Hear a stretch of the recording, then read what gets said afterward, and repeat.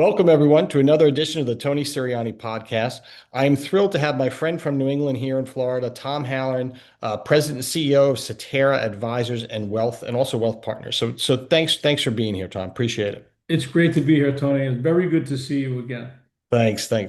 Hey, a couple things. I guess, the first thing I want to talk about is, what's going on today, and you see it every day. I know you love to be with advisors. I know you guys are always doing a great job recruiting them and stuff like that. But everybody's talking about equity, right? That seems to be like the central theme of conversations that advisors are having everywhere. And I know you guys have some pretty interesting stuff that you do especially in terms of working with advisors. You guys have a big balance sheet, over the course of their career. There seems a lot of optionality there and stuff like that. So just talk a little bit about, how you guys see it and what you're hearing around the equity story. So I guess I'd say there's a few different pieces, and the equity piece we will probably go in and out of over the Yeah. course of the 20-25 minutes that we're together. But um, the good news is when you have size in our business, and size does matter here, that goes an awful long way because that scale and a strong balance sheet allow you to have flexible business models. And one of the things that we pride ourselves in here at Cetera is it's how you affiliate and how you join is something that fits you. And so we're very much into this personalized fit. So you can Yeah. come in as an independent financial advisor, which many do in the channel that I am responsible for here, and have a wonderful career with us. We'll help you with succession planning. We'll help you, make sure that there's continuing compensation for periods of time. So that helps. Having a big balance sheet Yeah. goes an awful long way. And in some cases, we'll act as what we call a backstop. And so Cetera will actually buy that business. We'll help funding along the way. So All of that these things take many different forms. Yeah, and then that's also something that, a lot of times when advisors are talking equity, they're talking about firms that are too small to have, real equity programs, or you wonder, who's backing it and where do I stand in the equity that I get and all that kind of stuff. There's a lot of confusion around it. And Right. a balance sheet makes things a lot easier. Well, and you bring up another good point, which is so much consolidation on the M&A side. And Yeah. so here we're doing a wonderful job as it relates to recruiting, and I know we wanted to talk about the changes and some of the assessments people go through too. But in the recruiting front, this comes up all the time, Yeah. right? I mean, when you and I first started, and I'm not trying to date you, I would say I'm a young 61. Um, but the reality of it is this was very much a cottage business when you and I first started. And look what it's come to today. You've come to there are, three very large players in the independent space. You've obviously got some consolidation in other areas too. But a cottage and once fragmented business is very much changing. Yeah. And the M&A story continues to, you need scale, right? And so to be able to do what Cetera's been able to do, even in the last 4 years since I joined, I came here in 2021. We've had three other acquisitions since that period of time and doubled in size, but we still keep that small feel as it relates to the advisors Well, themselves. that actually brings up another question that I have. 'Cause I don't want to have this die completely, but I do want to talk about how you manage culture at scale. I think that's a challenge, right? Yeah. So, well, one other thing on this, the balance sheet and financing, you'll also help, say an advisor runs into another team that they want to buy or they want Yes. business. So Yes. you're there for that. So Yeah, we, so that happens a lot, right? So very much so. I mean, one of the things that we've been doing a lot of at Cetera, in particular, are things like that, right? Advisors come in, they build a relationship, they meet at the conferences through the peer-to-peer meetings that we'll have, and very often they'll say, "Hey, we want to consolidate, and how does that work?" yeah, This is a very personalized thing, and so it's important to them. It's important to the staff. We spend a lot of time because what's wonderful here in particular, advisors care very much about who who their clients go to, right? yeah. And they also care very much about Gen 2, which is what happens when I retire. Who's going to take care of my team? And are they still going to have a place to go? And so, yeah, those things we work with on a very regular basis. And I Yeah. probably have one of those every day. Yeah, well, it's a pretty amazing business when, hey, we'll pay you to come over. We'll finance the growth in your book, and then we'll buy it from you when you when you retire. That's It's pretty true. cool. It's true. And, I give credit to the senior leadership team here.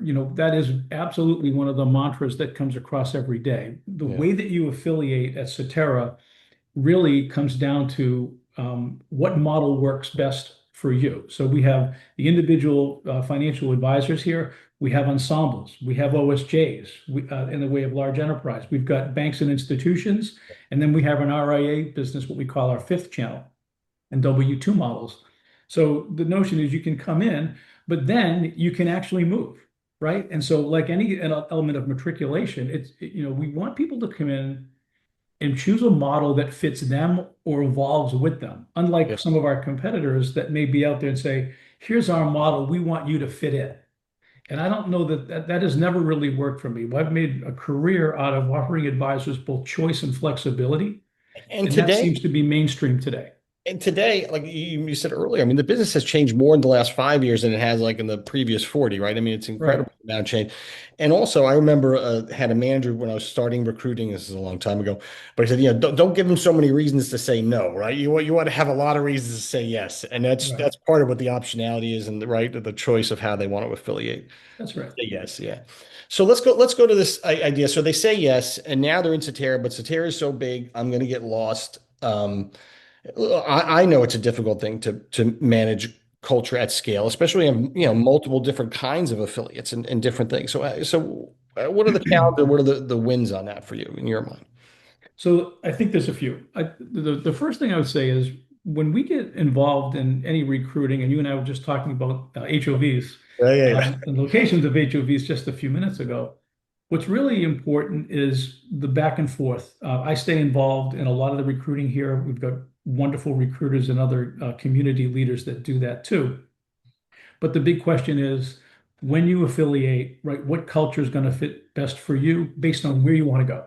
And Right. so that element is, as I would say to people, it's an assessment, right? What are your growth goals, right? What model are you in today, right? Because we want to make sure that the culture matters. That's happening a lot right now, where there's been some displacement in the market, right? Yeah. On recent acquisitions, the culture matters a lot. People want to be part of something, they want service, and they want to So maintain a culture and relationship. So this is interesting because it seems like, I mean, look, there's a good side. You have, like we said, don't give them reasons to say no. You have multiple ways to affiliate. But Right. in my mind, that means you also have to have a lot of questions. You really got to make sure the guy's affiliating with the man or woman the right model, that they're getting the That's right, right. right? And you maybe are in a position to know best, right? Well, the thing to your point, I was liking it to when an advisor takes on a new client that's coming in as a prospect, they go through an assessment, Right. right? You ask the questions as we do very often, which is what are your growth goals, right? What is it that you're trying to accomplish? What are your long-term goals? And I would say, and I always pose this to the advisors, which is you should do the same, right? For the firm that you're going to, there are so many moving pieces. And we all start with tech stack, and I know we'll come back to tech stack at Yeah, some yeah, we'll point come back because to it that. comes up on every call that I do. But the reality of it is those same questions that clients ask you that you try to gap solve for, right? And where were your obstacles and what impeded your growth and what didn't you like about it? Those are the same questions you should ask any firm that you go to. And Yeah. I think that we've done a really good job of then aligning you're a better fit here or a better fit here once we go through that initial assessment. And you know, They and, do with a and client. yeah, yeah, and culture is really about alignment, right? I mean, you're It is. culture is a weird thing, right? Because it means different things to different people. But if you Yeah, so it is alignment. If you can get your alignment correct and you're in the right place, you're going to be happy. that's If right. another place is a great culture for everybody, but everybody watched the Boston Red Sox, and most people hate Boston teams. So I know I do. So you with a bad situation. Well, that might be the only thing we disagree on the call today. So you're talking to a lifelong Boston guy. No, I was just happy that Eli beat Tom Brady twice. That was the two happy days I had. I was watching football. All right, tech. I do want to get to it. So one of the things advisors, they get their sheet out, they're talking to you, they're looking at all these things. They got to be asking you about tech and they got to be asking you about AI. Oh yeah, it comes up every day, right? Yeah. And it comes up on every call, even from our existing advisor base. And I guess what I'd say is we are very current. Technology, which was what's such a massive advantage because it took so long to install and Yeah, integrate, yeah. is Yeah. is just happening at such an accelerated rate. One of the things I would point to that happens here, even as late as maybe 24 months ago, we would have releases on the tech side that would happen, call it 3 or 4 times a year. Yeah. Technology is changing here, and our investments have done so very, very well. And our tech guys deserve a ton of credit. We now have a release every month. And so that is how frequently changes are happening. It actually poses a different problem than I say to our advisors in jest, which is I'm not worried that we're staying current. What I get more concerned about is how they stay current and how they can digest all of the wonderful tools and resources that we've invested in. Well, I mean, it's true. I do think there's talk speak about our age, right? There are a lot of advisors our age. I think there gets to be a tech overload at at some point. You just want to be able to do business like you used to. But I think you have to get used to the change. There's just things are moving quickly, and you got to sort of stay ahead of it. You do, and it goes a long way. I think that the thing with the technology piece, and you asked about AI as a second Yeah, yeah, piece of it. For us on the AI front, we have stayed current. We do a lot of work. What's really, really come in so very well has been that the advisors' workflows in their offices and their annual client reviews. And yeah, so, what we're able to now do is through all these AI tools, is to be able to allow for them to have the annual client review, but then very quickly, all of that information is saved. They can send out workflows in the office to say, okay, this is a to-do list. We're going to recalendar for our next visit. All of these little things are creating amazing office efficiencies. And as a result of that, advisors are getting time back to prospect and do other things and grow their business in ways they hadn't before. I think that's most advisors are running around taking advantage where they can of I call that like soft tissue AI, like the things like the marketing and having sending out client newsletters and that kind of stuff's working really well. The stuff they're worried about though is still mostly aspirational as far as AI goes. They're worried about it doing its picking stocks and doing all that kind of stuff. And we're not, obviously we're not there. But what are you guys thinking about when you look at, what the potential challenge? And by the way, I also think there are regulatory challenges, with it. So we don't, this is an unregulated piece of, we're using it. If we're going to start using it to review, investments, is that a good thing or a bad thing? Or are you going to get in trouble if you didn't use it? Or are you going to get in trouble if you did use it? I mean, Right. That's true. the jury's out. And Yeah, I you think that remember what happened with texting. We don't want that to happen. You got to kind of stay ahead of it. no, yeah, no one wants to touch that. No. The reality with all the things that we're doing from an AI perspective, you do need to stay current. I just had a call from a friend the other day, and this is coming up more and more, right? You've got a third of our advisors that are retiring within the next few years. I actually think I took that stat from you There we go. at one point in time. But the second piece of that is their clients are getting older too. And so what AI can't do is do a great job on how do I do estate plan? How do I take these assets that you've accumulated and make sure that you have a good drawdown strategy, right? These personal interactions is they want to talk to somebody, right? Versus a chatbot to say, help me get through this. And then what happens when someone passes away and how do I go through all of this papaperwork to Well, make sure things are done right? you have a child with special needs. You have this, you have that. There's so That's many right. things come up that are, different. And the problem with AI today, and also with to my way of thinking, the way it's set up is it gives you a consensus opinion. I mean, it searches the web and gives you the chock-a-block answer. That's And right. is that what we're getting paid for? Or are we No, supposed to be? it's like you said, a lot of this is on personalized support, Yeah, right? And I think, you to tie that maybe into what you talked about on culture, if you don't mind.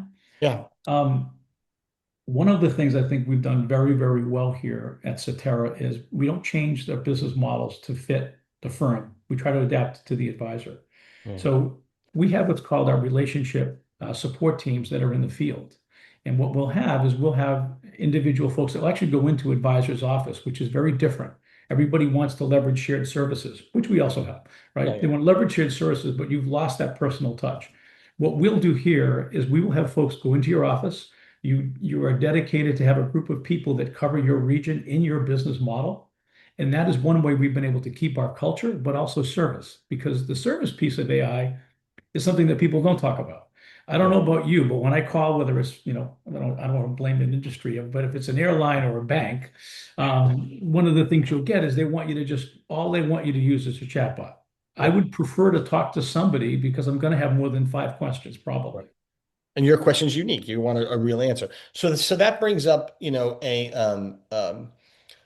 another thought in my mind. We're getting to the end of our time here, but to my way of thinking, AI, because it can look into the public markets. I mean, well, publicly available information, Right. and a lot of alternative products and private markets. The information is private, so AI is not going to add a lot of value there. No matter what. So I think it's going to drive more alternative uses, as well as the fact that alternative products are becoming more readily available, and they're being groomed for more of a mass audience. What are you guys doing with sort of those specialized products? And if so, if I'm independent, one of the knocks on going independent or going with Cetera versus Merrill is I'm going to have a diminution in products and services. I'm not going to have the same, the high-end sophisticated stuff that I get. So we do have those products, and I'm on the due diligence committee, so I can tell you it is a meeting that we have every single week. And you're Yeah. right, there's always a way for different products to surface, and we do our assessments, right? We do internal research, we leverage third party research, and we do a lot of that today. That's one of the benefits of going independent, right? Is that Yeah. we're not going to say to you, this is the box, stay in the box. We're willing to have an acceptable tolerance range as long as it fits our risk appetite to be able to do just that and add product along the way. When you work, a lot of the information we get from our advisors comes through these relationship support teams. And Yeah. quite frankly, it's one of the big things I call the Cetera advantage. Having a group of people to be able to listen to advisors and their support staff to take this knowledge to get them what they want goes an unbelievably long way in keeping the longevity of this advisor with us. Um, so believe it or not, we're at that time. Is there anything else that you wanted to say that I didn't ask you to talk about, just to tell advisors about Cetera? I think the big thing for us is and I maybe had mentioned it early on, what we offer is a unique relationship, high on service, very, very strong on technology, but the business model can be whatever you need it to be, Right. right? This notion of keeping a non-structured choice and flexible relationship with us for, hopefully the lifetime that you are in the business and Gen 2 is something that's very, very important to us. So I would say we're very good listeners, we're very good problem solvers, and that seems to be working out very, very well. Well, I'll leave it at that. That's a high note. Thank you, Tom, for being here. Really appreciate it. And look forward to seeing you again. We'll do this again. Me too. My pleasure. Have a great day.